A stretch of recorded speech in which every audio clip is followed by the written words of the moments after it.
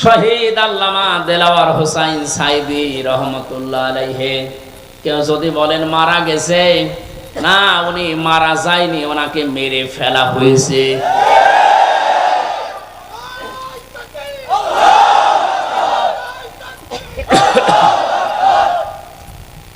তিনটা বছরের ভেতরে আমার সাথে একদিন দেখা হয়েছিল জেলখানায়। উনি 1 নম্বরে, আমি 4 নম্বরে। বহু কথা ওই 10 মিনিটের ভেতর আমাকে শুনিয়েছিল।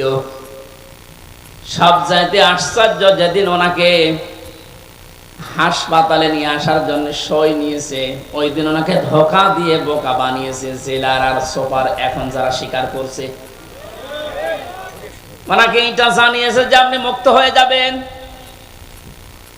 এদেশের নির্বাহী আদেশে যিনি দায়িত্বে আছেন, ওই সময় ছিলেন, তিনি নির্বাহী আদেশ দিয়ে আপনাকে মুক্ত করে দেবে। আপনি মুক্ত বাতাসে আবার কোরআনের কথা বলতে পারবেন।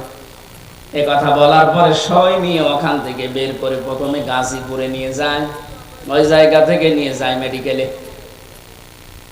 ওখানে যাবার পর গাড়ি থেকে নামার সময় যে হাসিটা দেখেছিলেন আপনারা, আমরা তো জানি না, পরের দিন শুনলাম মারা গেছে।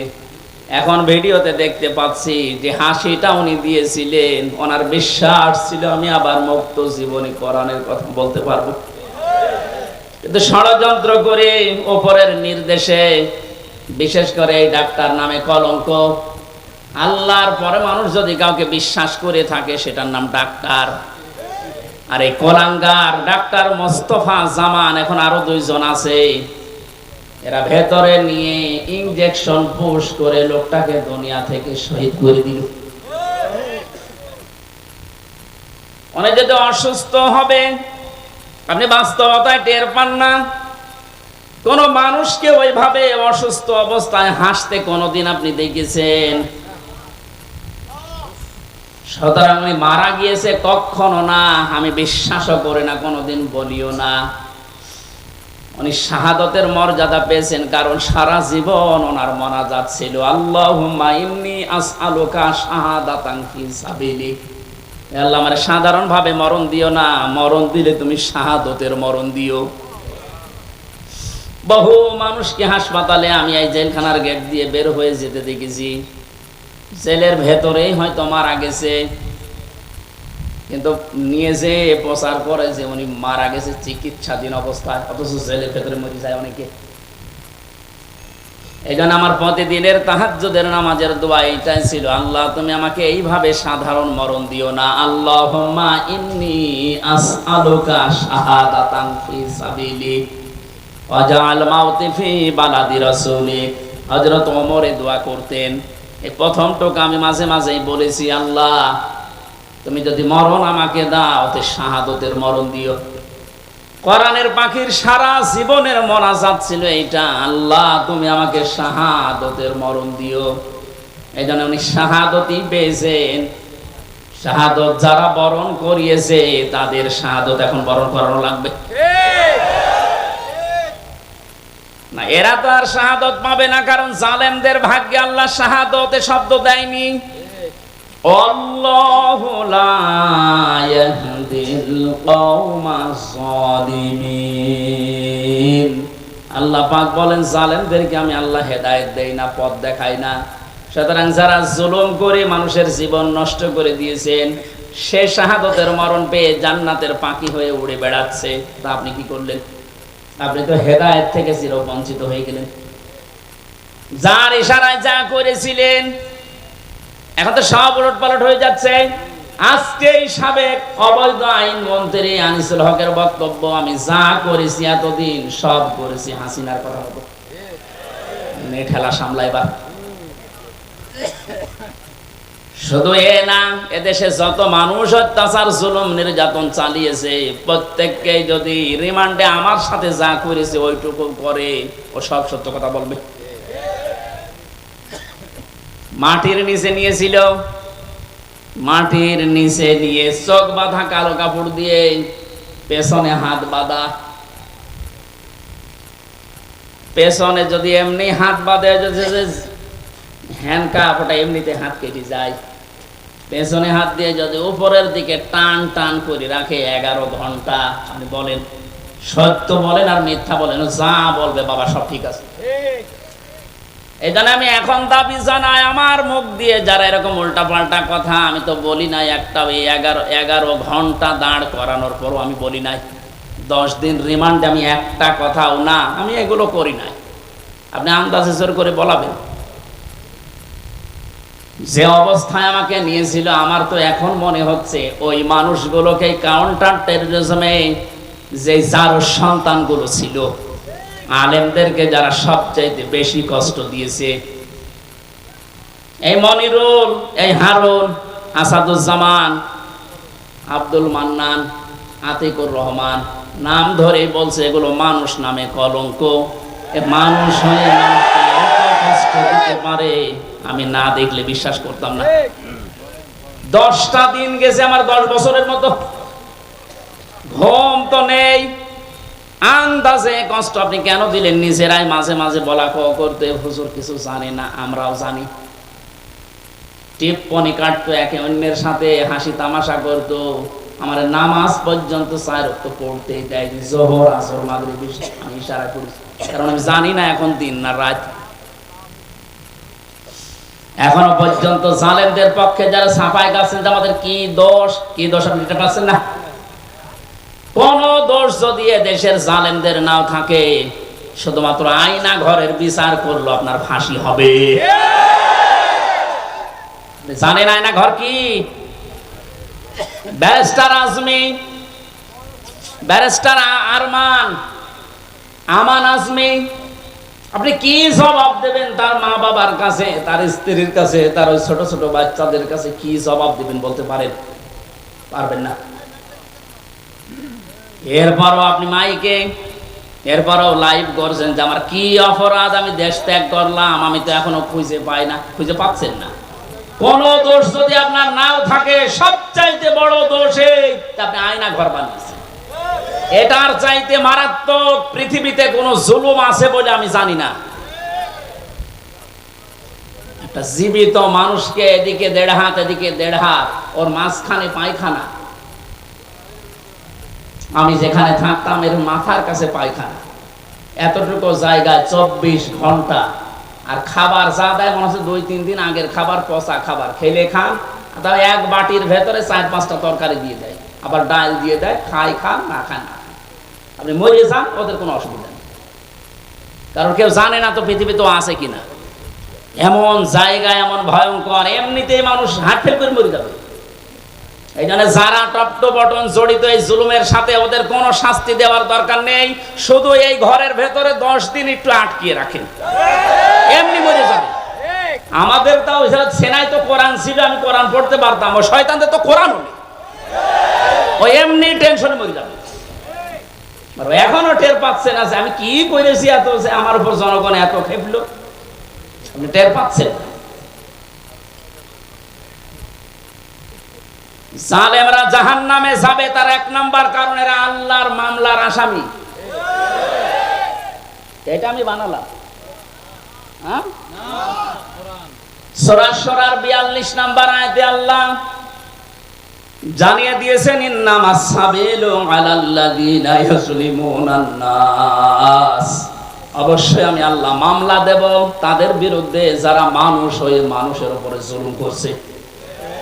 সুতরাং এই 15-17 বছর যারা জুলুম করেছেন, আপনি হামজার মামলার আসামি না হলেও আপনি আল্লাহর মামলার আসামি।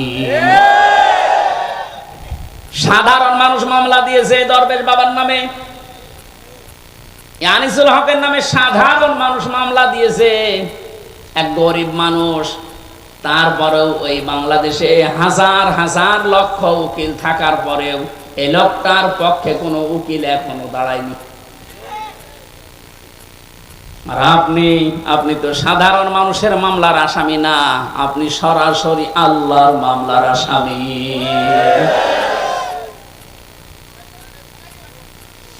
এজন্য আমাদের সাবধান হওয়া দরকার, এখান থেকে শিক্ষা নিতে হবে, আমরা যেন আবার আল্লাহর মামলার আসামি হয়ে না যাই।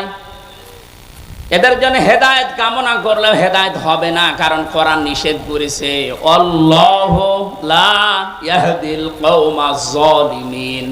ইয়াহদি এটা মোজারে, বর্তমান ভবিষ্যৎ, প্রেজেন্ট ফিউচার। জালেমদেরকে আল্লাহ হেদায়েত দিচ্ছে না, দেবেও না। এখন যদি আল্লাহ জালেমদের হেদায়েত দেয় তাহলে কোরআন শরীফ মিথ্যা হয়ে যাবে না? এজন্য তো কপাল খারাপ, এর সাথে যারা জড়িত ছিল তাদেরও কপাল খারাপ।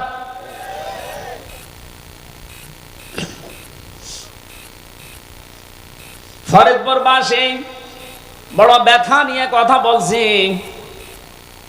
এই জালেমদের জুলুমের কারণে আমার ছোট মেয়েটা আজ পর্যন্ত আমার চিনে না, আমার কাছেও আসতে চায় না, ভয় পায়। কি করেছিলাম? কোরআন হাদিসের কথাগুলো ওপেন ভাবে বলতাম, গোপন রাখতাম না, এইটাই আমার অপরাধ। এতটুকুর জন্য আপনি 3টা বছর আমার নষ্ট করবেন আর এত কষ্ট আমার দেবেন? এটা ধরে নিয়েছে, বুঝিয়ে তো ছেড়ে দিলেই হয়তো যে এইভাবে বলতে নেই, আমি তো সংশোধন হয়ে যেতাম। ওর 8 মাস 9 মাস বয়সে আমি রেখে এসেছিলাম, ওর বয়স 4 বছর, এখনো পর্যন্ত স্বাভাবিক না, আমার কাছে আসতে চায় না। কেন আপনি কাজ করলেন? কি জবাব দেবেন বলেন তো? এই জন্যই মাওলানা মামুনুল হক এই কথাটা বারবার আমাকে শোনাতেন, জালেমদের বেঈমানদের কোনো জানাজা নেই, জানাজা মানে তাকে সাক্ষী দিয়ে আল্লাহর কাছে পৌঁছিয়ে দে যে ভালো ছিল, এই কথা বলা যাবে? এই জন্য আমরা সাবধান হচ্ছি, আপনাদেরকেও সাবধান করছি। এখনো জুলুমের পক্ষে যদি আপনি স্ট্যাটাস দিয়ে যান, জুলুমের পক্ষে ছাপায় গান, আপনিও জালেম, আপনিও চিহ্নিত, আপনি মারা গেলে আপনার জানাজা পড়া, কবরে দেওয়া জায়েজ নেই। কারণ আপনি এমনিতেও জাহান্নামে যাবেন, অমনিও জাহান্নামে যাবেন। জালেমের জন্য জান্নাত হারাম। কথা বলছেন এখানে? জালেমের জন্য জান্নাত হারাম, মানে জালেম হচ্ছে আল্লাহর মামলার আসামি। এটা ছোটখাটো বিষয় না, অনেক ওজনওয়ালা কথা আল্লাহর। আমরা অনেকেই মনে করি আল্লাহ কি দেখে না। ব্যারিস্টার আরমানের এই কষ্ট কি আল্লাহ দেখে না? হাওয়ালা তাহসাবান্নাল্লাহা গাফিলান আম্মা ইয়ামালুজ যালিমুন ইন্নামা ইউআখিরুহুম লিয়াউমিন তাশখাসু ফীহিল আবসার। আল্লাহ পাক বলেন, হে নবী, আপনি কি মনে করেন যে জালেমদের সম্পর্কে আমি কোনো খোঁজ রাখি না? আমি সবচেয়ে বেশি খবর রাখি জালেমদের ব্যাপারে।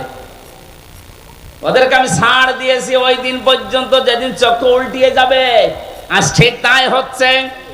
জালেমদের সাথে দেশের মানুষেরা এমন আচরণ করেছে, অনেকেই চোখ উল্টিয়া আটকে উঠছে। হইল কি? বিশেষ করে ঝিনাইদহ কিরণ চেয়ারম্যান, ওরে পিটিয়ে মেরে জালেমকে গাছের সাথে না ওই পিলারের সাথে টাঙিয়ে মরার পর পিটিয়েছে। দুনিয়া আটকে উঠেছে যে হচ্ছে কি?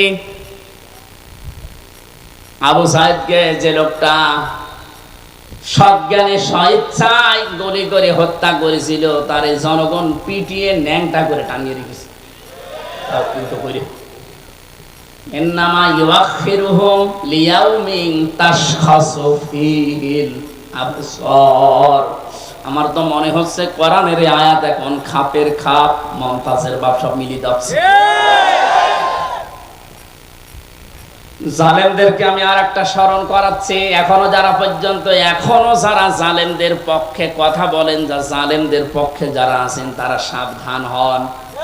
কোন জালেম যদি টার্গেট নাই কোন জায়গায় পৌঁছাতে, আমার আল্লাহ বলেন ওকে আমি ছাড় দিতে দিতে এমন জায়গায় পৌঁছাই, ওই সফলতা পাওয়ার আগেই ওর তার আমি কেটে দেই। এটা তাফসীরে তাবারীর ভেতরে আছে, যদিও দুর্বল, তার জন্য শিক্ষার জন্য আমি বলছি। হযরতে হুদ আলাইহিস সালাম দাওয়াতি কাজ করছিলেন, সবচেয়ে বেশি বাধা তাকে দিয়েছিল ওই জামানায় যে লোকটার নাম আমরা শুনি জান্নাত বানিয়েছিল, সাদ্দাত। যখন হযরতে হুদ আলাইহিস সালাম দাওয়াত নিয়ে গেলেন, যে জান্নাতের কথা জাহান্নামের কথা তাকে শোনালেন, আল্লাহর নাফরমান বান্দা ডাক দিয়ে বলে, তুমি আল্লাহর নবী দাবি করো, তোমার আল্লাহর জান্নাত আমার লাগবে না, আমি নিজে জান্নাত বানাবো, তুমি শুধু জান্নাতের আইটেম গুলো বলো যে কি কি পাওয়া যাবে। হযরত হুদ নবীর কাছে সব শুনলেন যে স্বর্ণের ইট হবে, রূপার ইট হবে, বিশাল সাম্রাজ্য তার, যেখানে যত স্বর্ণ পাওয়া যায়, রূপা পাওয়া যায়, সবগুলো পেয়াদাদেরকে দিয়ে জোগাড় করেছে এক জায়গায়। 22,000 শ্রমিক কাজে লাগিয়েছে। 20 বছর ধরে ধরে জান্নাত মনের মতো করে বানাচ্ছে। হযরত হুদ আলাইহিস সালাম যা যা বলেছিলেন একেবারে ওইভাবে হুবহু বানানোর চেষ্টায় আছে। স্বর্ণের ইট তৈরি করার জন্য তো সোনা লাগবে, যেখানে যা পাওয়া যায় সব নিয়েছে। মুফাসসির লিখেছেন, আল্লাহর এক বান্দি বিধবা, বিয়ে হওয়ার পরে স্বামী মারা গেছে, মা বাবা নেই, এতিম। এই মেয়েটার স্বর্ণ ধরে যখন টান দিয়েছে, মেয়েটা তখন মাটিতে গড়াগড়ি দিয়ে কান্নাকাটি করেছিল যে আল্লাহ, আমি একেবারে নিঃস্ব মানুষ, আমার স্বামী নেই, মা বাবা নেই, আমার শেষ সম্বলটুকু কেড়ে নিয়ে যে জালেম তার স্বপ্ন পূরণ করার জন্য ইচ্ছা পোষণ করেছে, তার এই স্বপ্নের জান্নাতে তুমি তাকে পৌঁছাতে দিও না। এই দোয়াটা করেছিল ওই বিধবা, ওই মজলুম মহিলা। আল্লাহ রাব্বুল আলামিন বলেন, পৃথিবীতে 3 জনের দোয়া সঙ্গে সঙ্গে কবুল হয়ে যায়, কোনো পর্দা থাকে না, তার ভেতরে একজন মাজলুম। এ যদি সত্যি মন থেকে কিছু বলে, আল্লাহ পাক ওটা সঙ্গে সঙ্গে আরশে তুলে নেয়। এটার প্রমাণ এ হারুন। আমি রিমান্ডে থাকাকালীন জেলখানায় ছিলাম প্রথম 2 মাস ওই ছোট হুজুরের সাথে, যে রফিকুল ইসলাম মাদানী। আমার রাতের বেলা কেঁদে কেঁদে বলতো, রিমান্ডে নিয়ে আমার ওই যে ঢাকার হাতির জেল, রাত 12:30 1টার দিকে ওখানে নিয়ে গিয়ে সম্পূর্ণ উলঙ্গ করে আমার ছবি তুলে হাতের ভেতরে সিগারেট লাগিয়ে বলতো, খান, আমরা ছবি তুলবো, এইটা ছেড়ে দিয়ে জনগণকে জানাবো যে হুজুর এরকম 2 নাম্বার। আজকে দেখলাম বলছিল যে আমি ওই দিনই আল্লাহর কাছে ওই মাজলুম অবস্থায় আকাশের দিকে তাকিয়ে দোয়া করেছিলাম, মাবুদ, জীবনে যদি কিছুই তোমার দরবারে ভালো না লাগে, কবুল না হয়, আজকের যে দৃশ্য, আমার শরীরে এক টুকরা পোশাকও নেই, তুমি দেখতে পাচ্ছ। আমি একটা যুবক মানুষ, আমার অনেকে মনে করি ছোট মানুষ, পিসকি মানুষ না, ওর বয়স এখন 27-30 বছর, কারণ ওই সময় ছিল 27 জেলখানায় 3 বছর, 30 বছর বয়স। 30 বছর বয়সের মানুষ কি ছোট? কথা বলে। দোয়া করেছিল, মাবুদ, তুমি আমার এই দোয়াটা কবুল করো, মাজলুম অবস্থায় তুমি তো মোনাজাত ফেরত দাও না। এই হারুন, এই টিভি হারুনের কারণে আজ আমার এই অবস্থা। ও নাকি অর্ডার দিয়ে দিয়ে আমার এটা করাচ্ছে।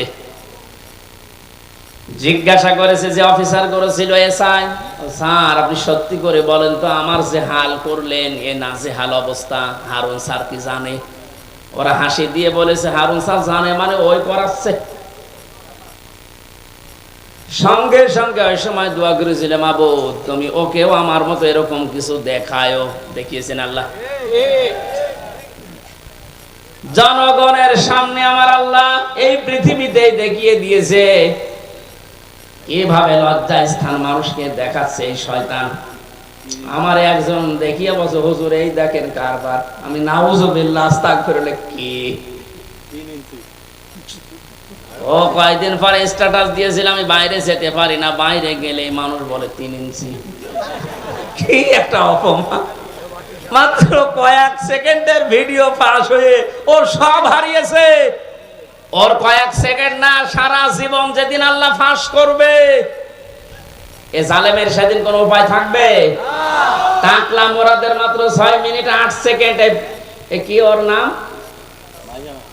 মাহিনা কি নাম? এই মহিলার সাথে একটা অডিও রেকর্ড ফাঁস হয়েছিল মাত্র 6 মিনিট 8 সেকেন্ডের। ও সব গেছে।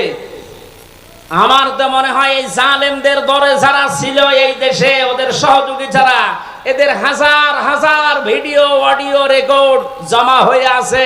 সাংবাদিক ইলিয়াস এখন মাঝে মাঝে ছাড়তেছে। আল্লাহ তার ফেরেশতাদের দিয়ে যেটা রেকর্ড করে রেখেছে অডিও ভিডিও, কিয়ামতের ময়দানে কোটি কোটি মানুষের সামনে ওগুলো আল্লাহ ছাড়বে। 30 সেকেন্ডের ভিডিও যদি 3 ইঞ্চি নাম শোনো, এই 50 বছরের ভিডিও আল্লাহ যেদিন ছেড়ে দেবে পুরাটা মুখ দেখাতে পারবা না। শেষ পর্যন্ত এই মহিলার দোয়া আল্লাহ এমন ভাবে কবুল করেছিলেন, জান্নাত বানানো কমপ্লিট। শেষ করার পরে ডাক দিয়েছে, এত সিকিউরিটি দিয়ে সাজিয়েছে, একটা পিপিলিকা পর্যন্ত প্রবেশ করার কোনো কায়দা নেই। জান্নাতের গেটে যাবার পরে দেখে একজন ফকির বসে আছে। ফকির ডাক দিয়ে বলে, বাদশাহ আমার সাথে কিছু কথা বলা লাগবে আপনার। রেগে বলছে, তুমি কে, এখানে আসলে কি করে? এখানে তো কোনো মানুষ আসার অনুমতি নেই, কথা যদি বলাই লাগে পরে বলবো, আমি আগে জান্নাত দেখে আসি। ফকির ডাক দিয়ে কানের কাছে মুখ নিয়ে বলছে, বাদশাহ আমি কিন্তু দুনিয়ার সাধারণ ফকির না, আমি আজরাইল।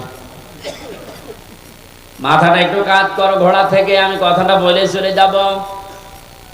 কানের কাছে মুখ নিয়ে বলছে, আমি এসেছি তোমার জান কবজ করার জন্য, রেডি হও। ওই সময় বলেছিল, ফেরেশতা একটু সময় দাও, আমি শুধু জান্নাতটা ঘুরি, এখানে আসার পরে আমার জানটা নিয়ে নিও। ফেরেশতা ওই সময় বলেছে, কখনোই না। ইদা জা আজালুহুম লা ইস্তাখিরুনা সাআতাও ওয়া লা ইস্তাকদিমুন। আল্লাহ পাক বলেন, এই পৃথিবীতে যখন যার সময় এসে যাবে, 1 সেকেন্ড আগেও তার মরণ হবে না, 1 সেকেন্ড পরেও মরণ হবে না। নির্ধারিত সময় লোকটাকে আল্লাহ বিদায় দিয়ে দেবে। এরপরেও ঘোড়ার পা থেকে জান্নাত পর্যন্ত পৌঁছাতে ও সর্বাত্মক চেষ্টা চালিয়েছিল। আল্লাহর ফেরেশতা ঘোড়া থেকে পা জান্নাতের যে বানানো জান্নাত, ওর চৌকাঠ পর্যন্ত স্পর্শ করার আগেই জান কবজ করে ফেলেছে। মুফাসসিরে আর তাফসীর করতে গিয়ে তিনি কয়েকটা কারণ দিয়েছেন কেন জান্নাতে প্রবেশ করতে পারলো না ওর বানানো। 1 নম্বরে আমি প্রায় এখানে 26টা কারণ পড়েছিলাম, সবগুলো আমার মনেও নেই, কয়েকটা বলছি। প্রথম নাম্বারে কারণ হচ্ছে ওই যে মজলুম মহিলা, যার শেষ সম্বলটুকু কেড়ে জালেম তার স্বপ্ন পূরণ করার জন্য চেষ্টা করেছিল, ওই মহিলার দোয়া আল্লাহ কবুল করে নিয়েছিলেন। রব্বুল আলামিন আমার শেষ সম্বলটুকু যে কেড়ে নিল, ওই জালেম যেন তার বানানো স্বপ্নে প্রবেশ করতে না পারে। আজও হাজার হাজার আবু সাইদ, মুগ্ধ, আবু রায়হান সহ কত মানুষের মার বাবা রাতের বেলা চোখের পানি ছেড়ে দিয়ে দোয়া করেছে, আল্লাহ আমার বুকটা যে খালি করে দিল, তাকে তুমি জমিনে জায়গা দিও না। নবীজির কথা 100 ভাগ সত্য কিনা বলেন তো? উনি যে বলেছিলেন মজলুমের দোয়া আল্লাহ ফেরত দেয় না, আবু সাইদের মায়ের দোয়া আল্লাহ ফেরত দিয়েছে। বাংলার জমিনে আল্লাহ জায়গা দেয়নি, 1 ইঞ্চি জায়গা তার জন্য এখন আর বৈধ না। যত মামলা এখন শুরু হয়েছে, এভাবে যদি চলতে থাকে 8-10 দিন, আশ্রয় যেখানে নিয়েছে, যারা সুশীল সমাজ আছে দাবি করছে, ওরা বলছে ওই দেশেও তারে আর জায়গা দেবে না, ওখান থেকেও বিদায় দিতে বাধ্য হবে।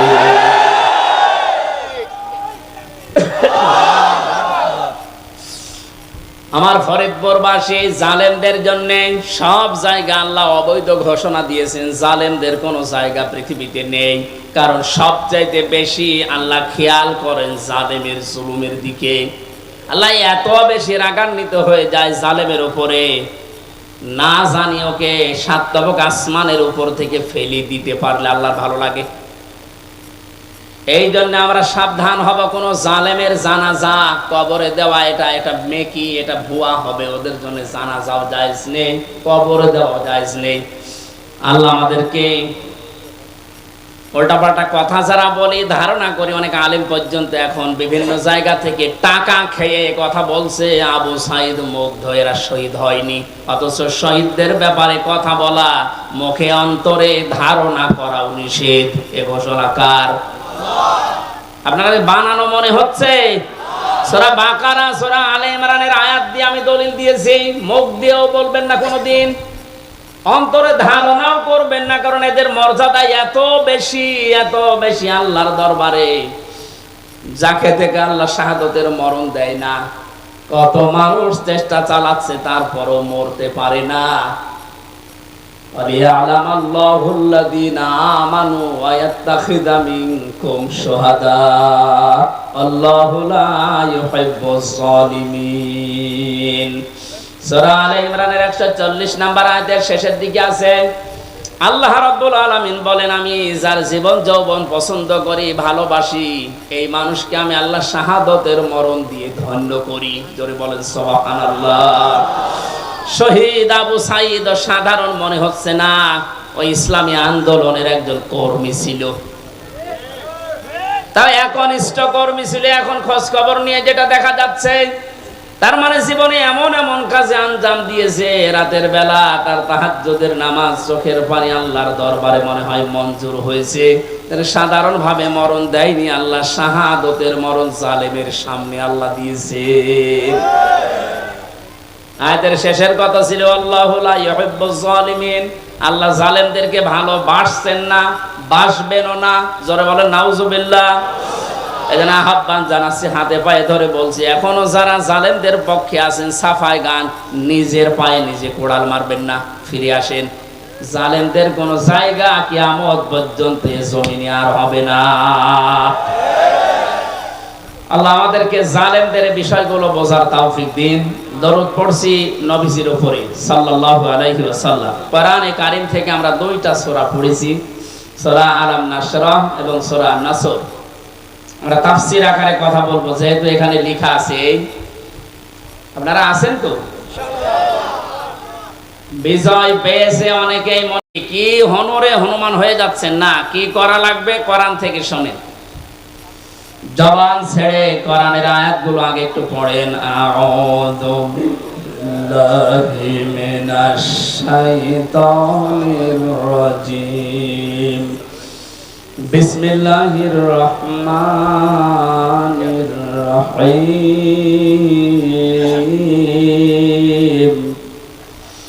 ইযা জাআ নাসরুল্লাহি ওয়াল ফাth ওয়া রাআইতান নাসা ইয়াদখুলুনা ফি দীনিল্লাহি আফওয়াজা ফাসাব্বিহ বিহামদি রাব্বিকা ওয়াস্তাগফির ইন্নাহু কানা তাওয়াবা। সাল্লাল্লাহু আলাইহি সূরা নাসর। কে সূরা বলেন তো? কোরআনে 3 আয়াত বিশিষ্ট 3টা সূরা আছে, আসর, নসর আর কাউসার। আমরা অনেকে মনে করি সূরা কাউসারের 3 আয়াত আর বাকি আয়াতে না।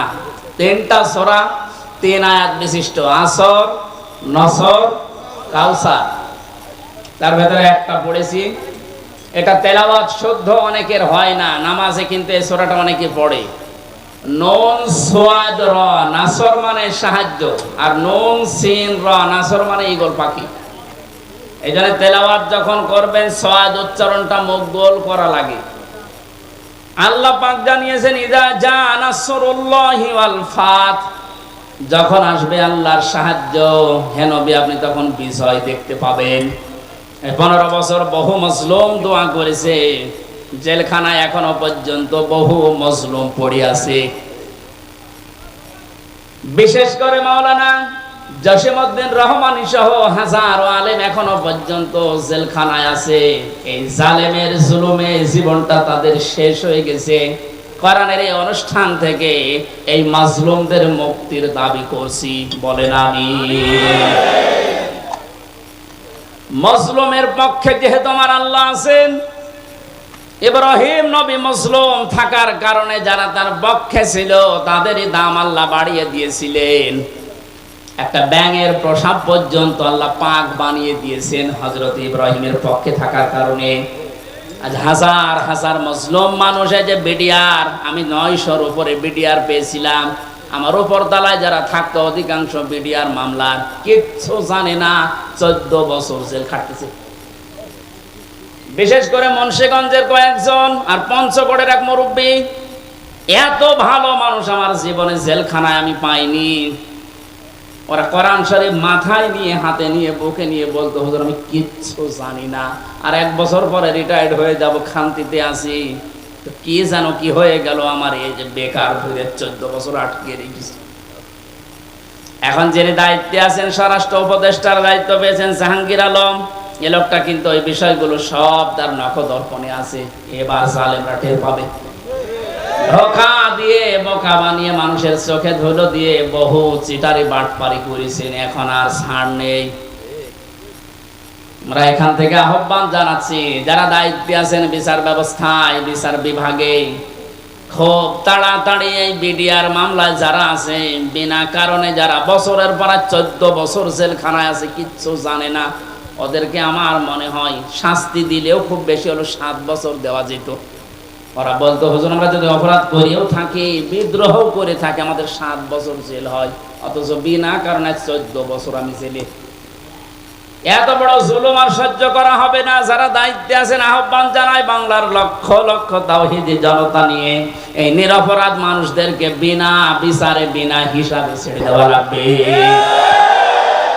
কোন অপরাধ নেই এদের, একজনের রাগের ফসল এগুলো, প্রতিহিংসার ফসল। এই মানুষগুলো সত্যি ভালো মানুষ আমার দৃষ্টিতে, আমি যা দেখেছিলাম এদের জীবন চরিত্র, নামাজ রোজা এবং আল্লাহর যে ঈমান, আল্লাহর প্রতি তাদের, এই কথাগুলো বাস্তবে আমি দেখে এসেছি। এই কারণে বলছি, যারা বিডিআর হত্যা মামলার নাম নিয়ে, পিলখানার নাম নিয়ে এই নিরপরাধ মানুষকে, অপরাধ করে থাকলে আপনি প্রমাণ পেলে তার বিচার করেন, কিন্তু নিরপরাধ যারা বিচার হওয়ার পর ওদের মাত্র 7 বছর জেল হওয়ার কথা, 14 বছর কোন কারণে একটা মানুষের মুখ রাখতে গিয়ে আপনি তারা জেলখানা রাখবেন? এখানে দায়িত্বে যারা আছেন, এই বিচার ব্যবস্থা একটু তাড়াতাড়ি কাজ করে তাদের ছেড়ে দেওয়া হোক। অন্তত জীবনের শেষ কয়েকটা দিন স্ত্রী পুত্র সন্তান আদি নিয়ে দুনিয়া একটু কাটিয়ে যাক। পঞ্চগড়ের এই মুরব্বীটা, কি নাম যেন, আব্দুল মতিন না কি নাম, এরকম বহু মানুষকে দেখেছিলাম। ওদের দুঃখ কষ্ট আল্লাহর আরশ পর্যন্ত কেঁপে যাওয়ার কথা। আল্লাহ এমনি এমনি তো জালেমকে বিদায় দেয়নি। বহু মানুষের এই শব্দ লোকি আছে, বহু মানুষের চোখের পানি, বুক ফাটা পানি, হাজারো মানুষের এগুলো জমা হয়ে আছে, আল্লাহ একবারে সব ছেড়ে দিয়েছে। পাপ যখন একেবারে শের পুজে গেছে, পরিপূর্ণ হয়ে গেছে, আল্লাহ বলেন, ইন্না বাদশা রব্বিকাল শাদীদ, আমি ধরি না, কিন্তু ধরলে আমি আর ছাড়ি না। আল্লাহ যখন ধরেছে আর কিন্তু ছাড় নেই, কারণ এখন আল্লাহর সাহায্য এসে গেছে, বিজয় আমরা এখন দেখতে পাচ্ছি। আয়াতের পরবর্তী আয়াতটা এখন আমরা দেখতে চাই। অরাআইতান নাস ইয়াদখুলুনা ফি দীনিল্লাহ, হে নবী আপনি যখন দেখবেন আল্লাহর সাহায্য চলে এসেছে, তখন বিজয় দেখতে পাবেন। দলে দলে মানুষ ইসলামে প্রবেশ করছে। আজ আমাদের এই দেশে কিন্তু এই দৃশ্য আমরা এখন অলরেডি দেখতে পাচ্ছি। দলমত এখন আর নেই, সবাই এখন দলে দলে পালে পালে ইসলামে প্রবেশ করছে, বিশেষ করে ইসলামী আন্দোলনে। এই যে শব্দটা কি ছিল, ফি দীনিল্লাহ, দিন কার? আল্লাহর দিনের ভেতরে। দিন কার? দিন আমাদের। কথা বলেন, দিন মুহাম্মদ রাসূলুল্লাহ। কার দিন? আমরা কি না, আমরা দিনের খাদেম, আমরা দিনের মালিক না, আমরা দিনের কি খাদেম, কামলা, জন, মুনিশ, লেবার যাই বলেন, আমরা কেউ দিনের মালিক না। সুতরাং দিনের ভেতরে যারা প্রবেশ করছেন তাদেরকে ওয়েলকাম জানাচ্ছি, কারণ দিনের মালিক কে বলেন তো? আমরা কি খাদেম, বলেন কি কামলা, খাদেম, লেবার। আমি এই যে আজকের মাহফিলের যিনি আমার ডান পাশে আছে, অধ্যাপক নজরুল ইসলামের বাবা, উনি যদি বলে এই জমিনটা আমার মতো 10 জন মানুষকে বলছে আপনারা ধান লাগান, বিকাল 5টায় আপনাদের বেতন দিয়ে দেব। বিকাল 5টা পর্যন্ত আমরা ধান লাগাচ্ছি, আর 10 মিনিট বাকি আছে। কয় মিনিট? হ্যাঁ ছেলে বসো। 10 মিনিট পরে বিকালে আমাদের বেতন দিয়ে দেবে। হঠাৎ 10 মিনিট আগেই দেখি 8-10 জন মস্তান এসেছে মোটরসাইকেল নিয়ে, আর সবার হাতে সোনার ছেলেদের এখন যা বের হচ্ছে ওইটা। বিভিন্ন বিশ্ববিদ্যালয়, কলেজ এবং বিভিন্ন জায়গা থেকে সোনার ছেলেরা যা ব্যবহার করতো, এটা এখন বের হচ্ছে না। দিনাজপুরের হাসে দানিশ কলেজ থেকে কয়েকদিন আগে পেয়েছে, আজকে পেয়েছে ইসলামী বিশ্ববিদ্যালয় কুষ্টিয়া থেকে। সোনার ছেলেরা কলম ব্যবহার করতো 1.5 হাত। এইরকম কলম নিয়ে 8-10 জন মস্তান মোটর সাইকেলে এসে বলছে, এই ধান আর লাগানো যাবে না, ধান এখন আমরা তুলে ফেলবো। এখন জমির মালিক তো উনি নেই, আমরা 8-10 জন যারা ধান লাগিয়েছি কামলা খাবেন, আমরা যদি বলি ভাই আপনারা ধান তুলবেন তোলেন, কিন্তু আর 10 মিনিট পরে তোলেন, কারণ আমরা বেতন নিয়ে নিই। 10 মিনিট না হলে উনি বেতন দেবে না, কারণ এই জমিনও আমাদের না, ধানও আমাদের না। আপনারা তুলে ফেলবেন, আমরা সহ দরকার হয় তুলবো, কিন্তু 10 মিনিট পর। কথা বলেন না কেন? এই 10 মিনিটের আগে যদি আপনারা মাস্তানি করেন, তর্কাতর্কি হবে, কথা কাটাকাটি হবে, রক্তপাত হতে পারে, এমনকি যদি মেরে ফেলা লাগে মেরেও ফেলবো, কারণ আমার বেতন দরকার। এই কথার সাথে আপনারা একমত আছেন না? সহজ ভাবে যেভাবে বুঝলেন যে হ্যাঁ এটা ঠিক, আমার বেতন লাগবে, বিকাল 5টা মানে জীবনের শেষ দিন। কথা বলেন না কেন? এ জমিন কার? দিন কার? আমরা কি? আমরা ধান লাগাতে আসি, এই জমিনে দিন প্রতিষ্ঠার জন্য জান মাল বাজি রেখে মাথার ঘাম পায়ে ফেলে চেষ্টা চালিয়ে যাচ্ছি কি করে দিন কায়েম করা যায়। এখন বিকাল 5টা মানে জীবনের শেষ দিন। এদিন আসার আগে যদি কেউ বাধা দিতে আসেন, তর্কাতর্কি হবে, কথা কাটাকাটি হবে, রক্তপাত হবে। এই 17 বছর যা হচ্ছে, এখনো যদি বাধা আসে, যদি মেরে ফেলা লাগে, মেরে ফেলতে আমাদের কোনো বাধা নেই, কারণ আমার বেতন দরকার, আর আমার বেতনের নাম জান্নাত। এই কথা বলেন। এদেশে যারা সত্যি দিন কায়েমের বিরুদ্ধে অবস্থান নিয়েছে, তার ভেতরে 1 নম্বরে আমার মনে হয় এই অবৈধ বিচারপতি নামে যেটা মানিক, ওর নাম নিতেও আমার ঘৃণা হয়। এ মানুষ নামে একটা জারজ সন্তান। কে বলেছে ওটার মানুষ? ও কথা বললে ইসলামের বিরুদ্ধে বলে। আর আমরা সূরা নূন কলমের ভেতরে জানি, যারা অবৈধ সন্তান পৃথিবীতে, যারা জারজ সন্তান, ওরা কথা বললেই কোরআনের বিরুদ্ধে কথা বলবে। এর কথাবার্তা শোনেন না? আরো টাটকা কিছু শয়তান আছে। আমরা কিন্তু বিকাল 5টা পর্যন্ত এই জমিনে ধান লাগাবো, বাধা দিতে আসলে কিন্তু এখন আর কথা কাটাকাটি না, তর্কাতর্কি না, রক্তপাত না, এখন বিদায় করে দেব। নামাই বেতন এখনো পাইনি, বলেন বেতন পেয়ে গেলে আমার অসুবিধা নেই। দিন এই জমিনে কায়েম করতেই হবে, এটা ফরজ না, এটা চেষ্টা করা ফরজ। চেষ্টা করে যাব, হলে ভালো, না হলো আমার কোনো লস নেই, আমার বেতন আছে। এখন এতক্ষণ তো কামলাদের কথা বললাম, লেবারের কথা। যিনি মালিক বসে আছে, উনি যদি এসে দেখে যা সব ধান তুলে ফেললো, উনি কিছু বলছে না, তার মানে উনি দুর্বল। এই কারণে মনে মনে চিন্তা করবেন, যিনি হয়তো এখন কিছু বলছে না, পেছনে ওনার কোনো উদ্দেশ্য আছে। যেই দিন ধরবে গোপনে, বাপ বলার সময় দেবে না। এই জমিনে আজ 53 বছর চেষ্টা চালিয়েছে অনেকে, আল্লাহর খাদেমেরা, আল্লাহর গোলামেরা, কিন্তু পারছে না। আল্লাহর সৃষ্টির ভেতরে যারা অবৈধ সৃষ্টি, তারা চেষ্টা চালিয়ে চালিয়ে নস্যাৎ করে দিচ্ছে বারবার। আমার কুষ্টিয়ার এক গাদ্দার আছে, ওর নাম নিতে আমি ঘৃণা করে যেন নাম নেই না। কথা বললে দেখবেন ইসলামী আন্দোলনের বিরুদ্ধে কথা বলে, কথা বললে একামতে দিনের যারা দায়িত্বে আছে এদের বিরুদ্ধে কথা বলে, কোনো কথা নেই। অথচ ও যদি আমার সাথেও ভোটে দাঁড়ায়, মনে হয় 10 বার ফেল করবে। খয়রাতি নৌকা নিয়ে পাশ করেছিল কয়েকবার, ধরাকে সরা জ্ঞান করে, এখন ইন্দোরের গর্ত খুঁজে পাচ্ছে না। আমার মনে হয় যে অবস্থা কুষ্টিয়ার ওরে যদি জনগণ পায়, কুকুরের মতো পিটিয়ে বের যায়।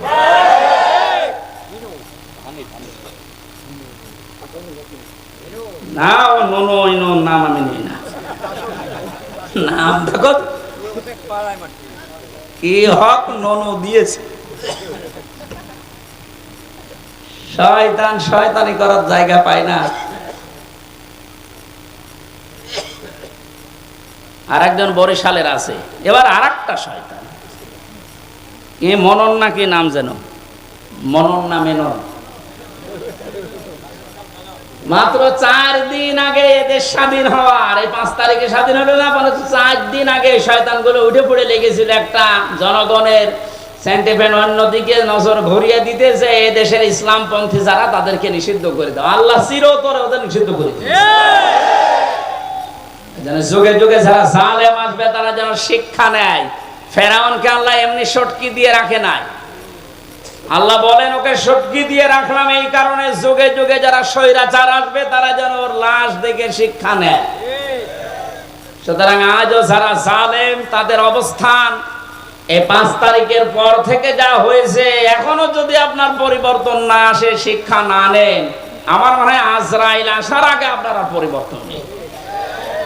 সুতরাং আমাদের মালিক যিনি, উনি তো জমির মালিক ছিলেন, আমাদের এই জমিনের মালিক কে বলেন তো? উনি এখনো আছে না নেই? আমরা তো কামলাদেরই এই অবস্থা, খাদেমদের এই অবস্থা। যিনি মালিক আছে উনি কিন্তু দেখছে যে 53 বছরে আমার জমিনে দিন কায়েম হতে দিল না কারা। হয়তো উনি সরাসরি কিছু বলছে না, গোপনে যেদিন ধরবে না বাপ বলারও সময় পাবেন না।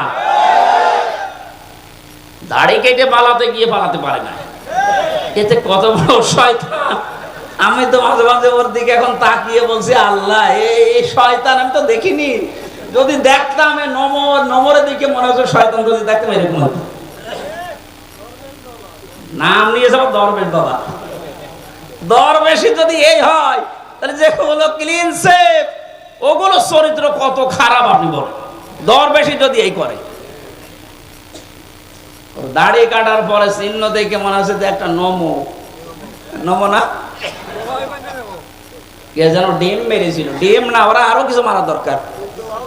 ওর ডিম ওই জায়গায় না, বিভিন্ন জায়গায় ডিম দেওয়া দরকার।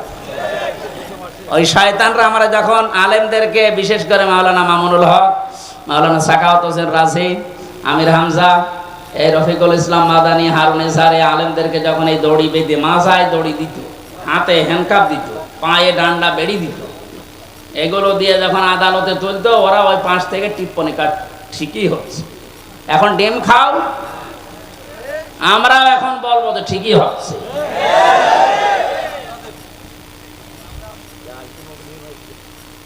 সুতরাং দিনের ভেতরে যেভাবে দলে দলে পালে পালে আজ মানুষ প্রবেশ করতে আরম্ভ করেছে, ইসলামী আন্দোলন এবং একামতি আন্দোলনের এই কর্মীদের ব্যবহারের কারণে আল্লাহ যেন এটা অব্যাহত রাখেন। আর আইতান নাস, হেনবে আপনি দেখতে পাবেন ইয়াদখুলুনা ফি দীনিল্লাহ, মানুষ প্রবেশ করছে। ইয়াদখুলুনা এটা মোসারে, বর্তমান ভবিষ্যৎ, প্রেজেন্ট ফিউচার। এখন প্রবেশ করবে, দলে দলে সামনেও প্রবেশ করবে ইনশাআল্লাহ। এটা যদি প্রবেশ করে করে এই 20% এখন আছে ইসলামী সেন্টিমেন্টের মানুষ, এই 5 তারিখ থেকে আজকের এই দিন পর্যন্ত 35% অলরেডি হয়ে গেছে। যেদিন 51% হয়ে যাবে সেই দিন এই দেশে ইসলাম কায়েম, কেউ ঠেকাতে পারবে না। এইটা শোনার পরে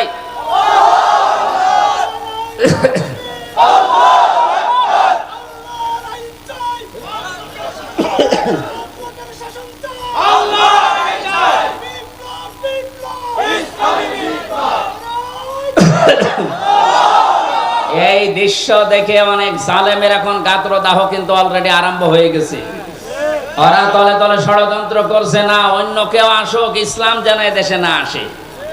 কিন্তু বাংলার জনগণ যেভাবে জুলুমের শিকার হয়েছিল, এরা কিন্তু অলরেডি বুঝে ফেলেছে যে ইসলাম ছাড়া মুক্তির আর কোনো পথ আমাদের নেই।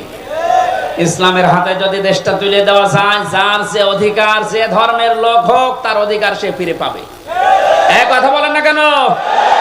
অতীতের ইতিহাসগুলো আমরা পড়েছি, দেখেছি, এইটাই পেয়েছি, এটা আমরা সামনেও দেখতে চাই। কারণ এই 53 বছর বিভিন্ন মানুষ এই দেশটা চালিয়েছে, আমরা দেখলাম। কথা বলেন না কেন?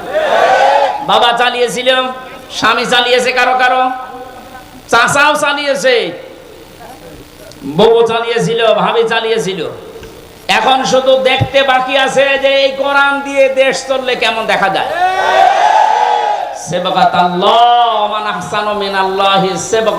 আল্লাহ বলেন আমি আল্লাহর চাইতে সুন্দর রং পৃথিবীতে কারণে। সুতরাং এই রং দিয়ে যদি দেশটা ইউনিয়ন পরিষদ থেকে সংসদ পর্যন্ত চলে, এটা একটা মিনি জান্নাত হয়ে যাবে। মুসাফির অবস্থায় আছি, মাজলুম অবস্থায় এখনো আছি, এখনো মজলুম নেই, কারণ এই জেলা আমার জন্য নিষিদ্ধ ছিল, আল্লাহ ওপেন করে দিয়েছে। এখন আর মজলুম নেই। যারা বাধা দিত ওই জালেমরা, এখন ওই শয়তানরা আমাদের কাছে অনুমতি নিয়ে কাজ করছে।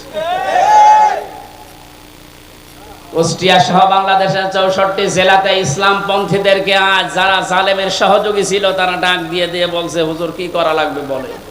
কেন 2 দিন আগে যে উল্টাপাল্টা কথা বলতে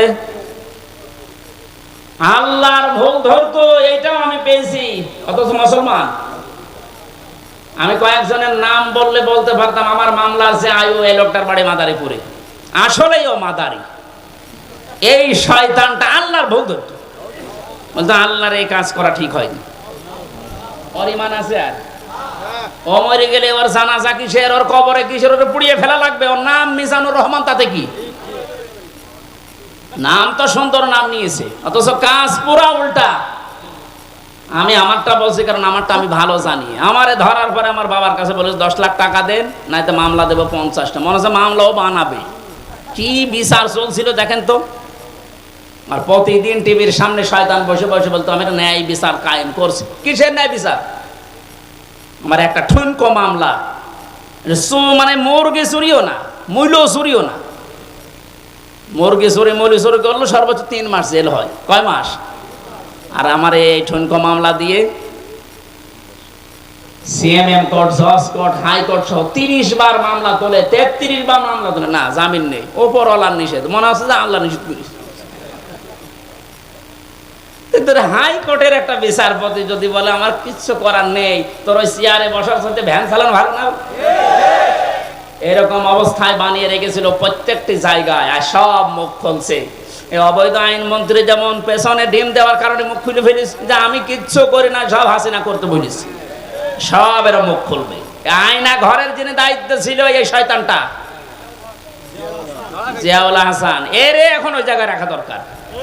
ওর বউ, ছেলে, মেয়ে, স্ত্রী, পুত্র সব আলাদা রেখে, ব্যারিস্টার আরমানকে তো 8 বছর রেখেছিল, ওরা 8 দিন রেখে দেখেন ওই এমনি পাগল হয়ে যাবে। আর ও বলে আমি কি করেছি যে আমার এত কষ্ট দিচ্ছে, কি করেছি তুমি টের পাচ্ছ না, তুমি শুধু ফরিদপুরের এই 4 রাস্তার মোড়ে আসো, কি করেছি তোমার দেখাচ্ছি।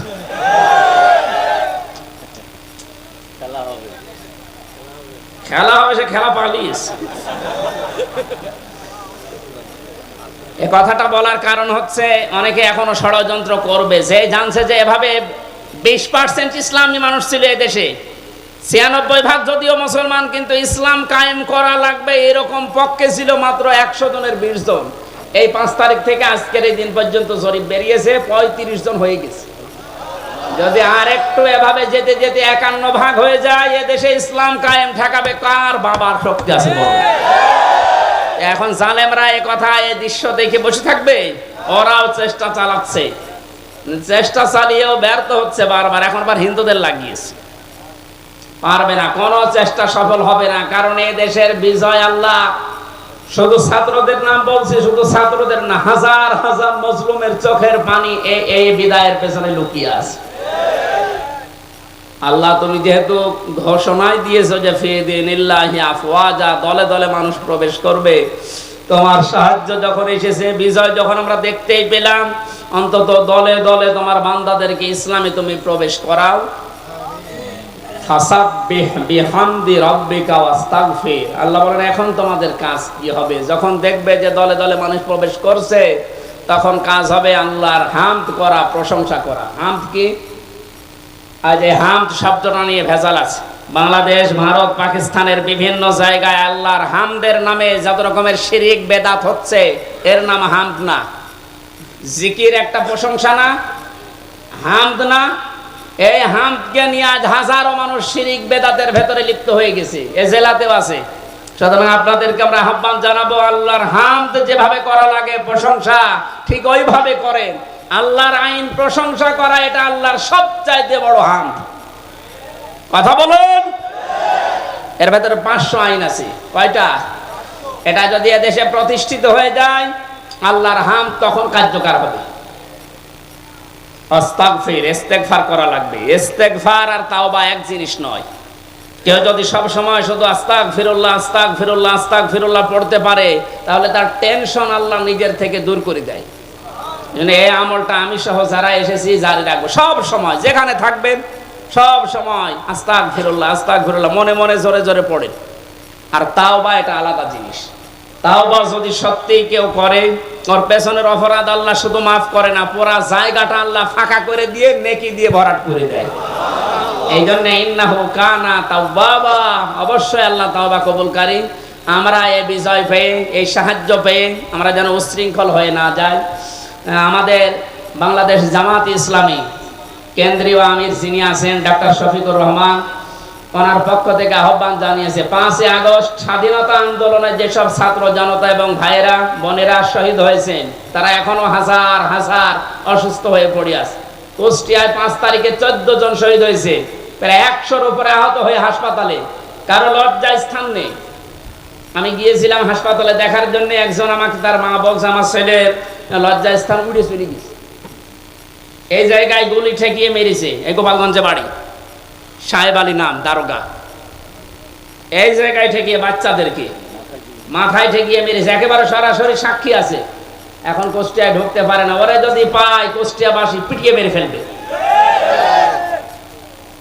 একটা লোককে দেখতে গেলাম হাসপাতালে, সে বলছে আমার সামনে একেবারে এই জায়গায় ঠেকিয়ে দিয়েছে, মারা গেছে। একটাই ছেলে ছিল, তার মা মারা গেছে এমনিতে আগে। লোকটা পাগলের মতো হয়ে গেছে।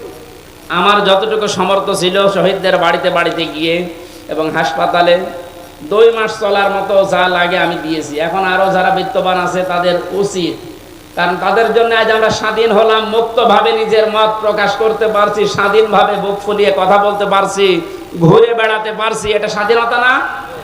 কি অবস্থায় ছিলাম বলেন তো আপনি? বাংলাদেশে আমার বাড়ি এই পাশের জেলায়, অথচ এই জেলা আমার ঢোকা নিষেধ। বিয়ে খেতে এসেছিলাম, তারপরও আসতে দেন। সুতরাং যারা শহীদ হয়েছে তাদের জন্য আমিরে জামাত ডাক্তার শফিকুর রহমান আহ্বান জানিয়েছে যে যেখান থেকে পারেন অন্তত 1টা টাকা হলেও এই শহীদদের সুস্থতার জন্য, ওনারা বহু টাকা পয়সা বিভিন্ন জায়গায় দিয়ে আসতেছে, ওনাদের কয় টাকা আছে? টাকা পয়সা যারা মেরেছিল দরবেশ বাবা, এর টাকা এখন এই শহীদদের দেওয়া দরকার। এর টাকায় অসুস্থ মানুষদেরকে দেওয়া দরকার। 24,000 কোটি না কত টাকা যেন বাইরে পাচার করেছে, এক ব্যাংকে শুধু এত টাকা আছে দরবেশে। কিসের দরবেশ? এই জন্য বহু টাকা এখনো বাইরে যাদের পাচার করা আছে এই দেশে আছে, সব টাকাগুলো রাষ্ট্রে জমা দেওয়া দরকার। সব নিয়ে এসে রাষ্ট্রের উন্নয়নে কাজে লাগান, কোনো অসুবিধা নেই, দেশ দিন দিন উঠে যাবে। ওনার আহ্বান আপনাদের জানিয়ে দিলাম, যতটুকু সমর্থ আছে কেউ যাবেন না, যারা যাচ্ছে এনাদের কাছে দেন, এটা পৌঁছিয়ে দেওয়া হবে। ওনারা তো বিভিন্ন জেলায় এখন যাচ্ছে প্রত্যেক দিন। শহীদ আবু সাইদের বাড়িতে আমিরে জামাত 6 লক্ষ টাকা দিয়ে তার বাড়ি পর্যন্ত বানিয়ে দিয়েছে। মুগ্ধর বাড়িতে গিয়েছে, আবু রায়হানের বাড়ি ঠাকুরগাঁও, তার বাড়িতে গিয়েছে। এক মহিলা হিন্দু মারা গেছে বোনটা, তার বাড়িতে গিয়েছে। প্রত্যেকের বাড়িতে যাচ্ছে। আমি গরিব মানুষ, আমি যতটুকু পেরেছিলাম 3 বছরে জেলে আমার একদম শেষ করে দিয়েছে। আমি এখন পঙ্গু অবস্থায় আছি, এরপরও আমার যতটুকু সামর্থ্য আমি চেষ্টা চালাচ্ছি এবং চালাবো। আপনারা এই যারা যাচ্ছে একেবারে কিছু না পারলেও 5টা টাকা দেবেন। এই রনসুরুল ভাই একটু ভেতরে কয়েকজন পাঠান তো, ছাত্ররা তো। কেউ যাবেন না, এটা একটা ইবাদত। মাজলুমের পক্ষে দাঁড়ানো এটা একটা ইবাদত। আর ওই যে সামনে আমার গাড়ি আছে, আপনারা এই মাসখানেক আগে স্বাধীন হওয়ার আগে এসেছিলাম একটা বই নিয়ে, জেলখানায় লেখা বইটা অনেককে আপনারা উপহার দিয়েছেন, স্ত্রীকে, মেয়েকে, বউকে। আজকেও নিয়ে যাবেন, আজকে কয়েকটা আছে যে ওদেরকে পড়াবেন, পারিবারিক জীবনে শান্তি আসবে আশা করছি, কারণ একটা পারিবারিক জীবন নিয়ে লেখা। যারা যাচ্ছে আপনারা বের করে রাখেন, খুব তাড়াতাড়ি করেন। আগামীতে এই ফরিদপুরে যেখানে যেখানে অনুষ্ঠান হবে আমরা তাফসীর আকারে কথা বলবো। বিশেষ করে ডাক্তার শাহিন জর্দার ভাইয়ের একটা মাহফিল আছে কোমরপুর, ফরিদপুর কোমরপুরে, ওখানে নেব একটা। এরপরে নূর ফাউন্ডেশন নামে একটা জায়গা আছে ফরিদপুর শহরে, ওখানে এই যে শহীদ আব্দুল কাদের